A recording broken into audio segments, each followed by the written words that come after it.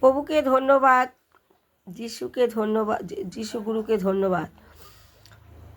মতির 7 পর্ব পড়ছি। ঈশ্বরের বাক্য সবাই হৃদয়ে গেঁথো।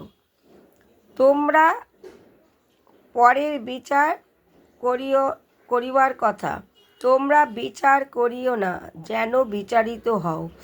তোমরা যদি নিজেরাই বিচার করো, তাহলে তোমাদের বিচার ঈশ্বর করবে।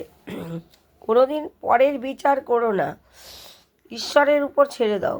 কেননা যেরূপ বিচার তোমরা বিচার করো, সেইরূপ বিচারের তোমরাও বিচারিত হইবে।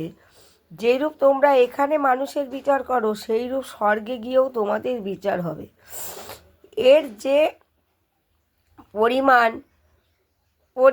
পরিমাণ কর, সেই পরিমাণে তোমাদের নিমিত্ত পরিমাণ করা যাইবে। আর তোমরা ভ্রাতার চক্ষে যে কুটা আছে, তাহাই কেন দেখিতেছ, কিন্তু তোমরা নিজের চোখে যে কড়িকাটা আছে, তাহা কেন ভাবিয়া দেখিতেছ না? বলছে, তোমার চোখে যে